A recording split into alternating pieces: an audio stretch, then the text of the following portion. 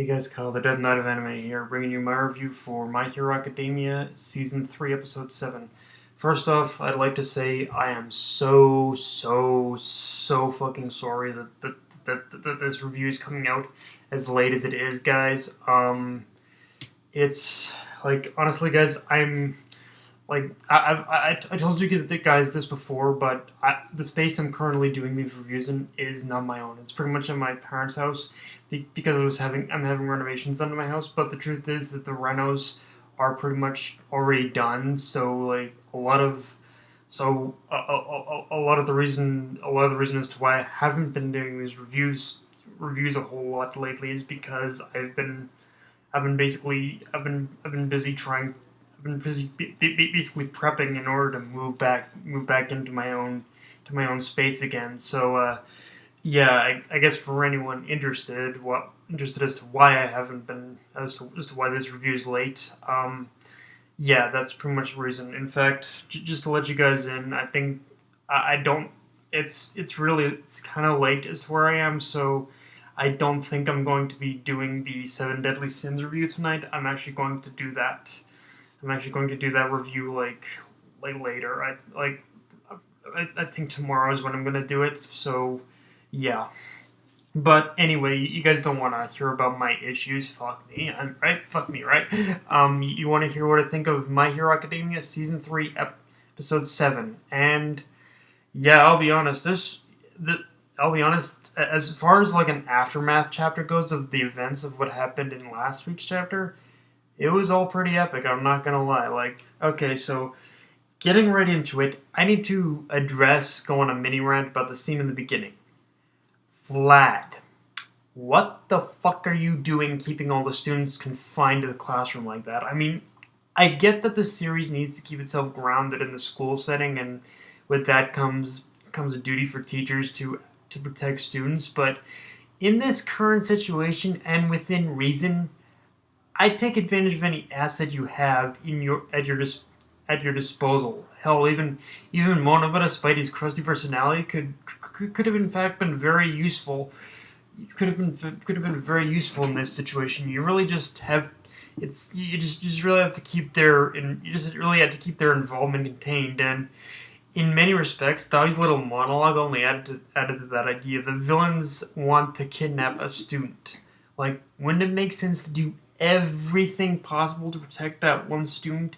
I mean, okay, yeah, I guess Isaac was kind of right. Like, he did factor in that there was definitely that they might have thought of kidnapping more than one student, but at the end of the day, there are times where you definitely have to take a risk, and in order to sometimes, yeah, in order to be a hero, you have to do. Or if you really wanted to prevent all the backlash you got, which we'll talk about, then you really would have done everything you could have to actually protect them. Like, use every ounce of your resources, every person, every man, woman, person you got there at your disposal, student or otherwise. Seriously, I would have, like, again, it has to be within reason, of course, because they're still students, but at least just have them like be protecting Bakugo or something like that. Well, you guys fight the villains. I don't know, but yeah, like, Vlad, what the hell were you thinking, really? And as much as I chastised Aoyama for his cowardice in the previous episode, I do gotta give him props for actually giving Izuku's group an opening to save Togoyami, even if Bakugo did get taken in the end. And that one line of Bakugo's, "Don't come, Deku."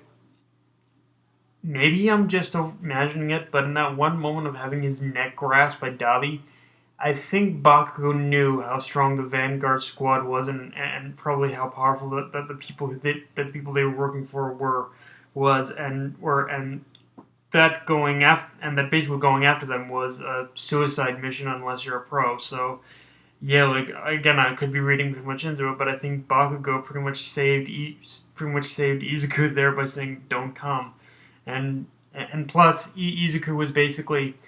And if you think about it, Izuku was pretty much basically fucked, so he couldn't even if he wanted to go in that instance, he really couldn't do much saving. But now we got a setup in which in which you can by the end of the episode, which again we'll talk about later.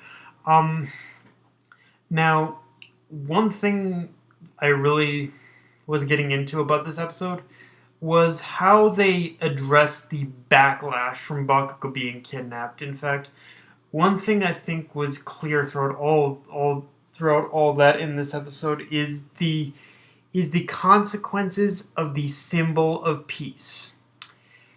Because of All Might's status in this hero society, they pretty much even said it themselves. Because of All Might's status in this hero society, everyone, including the other pro heroes, felt that it was okay to be complacent, never bothering to prepare for the future, because hey, as long as All Might's here, as long as he's protecting, as long as he's keeping crime balanced, then there's no thing to worry about. And that is just pure fucking arrogance, in my opinion. Like, you should never be that complacent or that willing to just say, hey, let's just do what we've been doing. As long as you got this guy here, it's cool. And honestly, in that situation, I was even like, yeah, All Might. And in that situation where they were kind of explaining all that, I was like, yeah, All Might, just tell them, like, please, just tell them about what's going on with you, and one for all, please. Like, it's yeah. And yeah, like, there's definitely a message there about never bothering to prepare for the future is something you should never do, especially in this world. And hell, I'd even go one step further and say they should have taken extra steps after the USJ incident, beyond just increasing security. And now because of this overall negligence that UA and just the heroes in general have kind of grown complacent, have kind of exerted, public opinion is turning on the heroes and UA.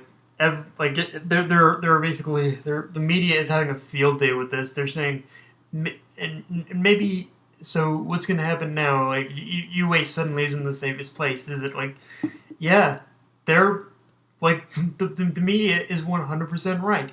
UA isn't the safest place because they haven't properly come up with any kind of measures to prevent shit like this happening, and because they feel All Might, the symbol of peace, was enough. And All Might, here's the thing, All Might as an idea, the symbol of peace as an idea, it's a good idea in order to prevent lower class crimes and criminals from doing anything, but at the same token, the symbol of peace is also one gigantic ass lightning rod for basically the larger villains like Stain and for basically Stain, or I guess Stain's more of an anti-hero, but yeah, Stain, and the League of Villains, and All for One. The symbol piece is just a big ass lightning rod for basically all these big baddies to come out of the woodwork and try and kill him. So yeah, your symbol of peace, he has a lot more fucking. There's definitely a lot more problems. There's definitely a lot more problems with him than you actually freaking realize. He's definitely. I gotta say that definitely Shig Araki was right. Everything is because of All Might. All Might is at the center of all this shit, and he's the reason why people like Shigaraki and the League of Villains exist. So yeah, it's insane. It really is insane. And yeah. So can I say shout out to Yaoi Rozu, because if you think about it, if it wasn't for her, then the pro heroes and police probably wouldn't have been able to respond to this whole mess so quickly. Although, so quickly, I mean, if she hadn't placed that tracker on them, then they probably would have been spending months upon months just searching for Bakugo. But because of that one little thing of her placing a tracker on it, it changed the course of the whole like investigation and whatnot. So yeah, and it changes the course of this whole thing, and now they definitely have the tools and the means to actually go and face down the villains. And they were able to respond so quickly because of her. So yeah, Yaoyorozu, you basically did good, girl. I guess in the smallest of things, Yaoyorozu definitely had outshined all of her classmates in that regard.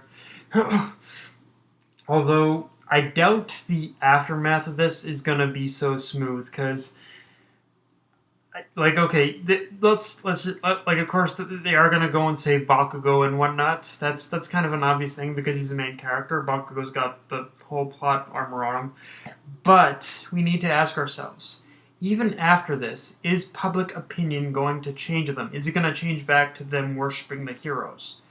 Because honestly, I doubt that. I doubt this current mindset of the citizens on heroes in the UA is really going to change. I think it's going to continue even after all this.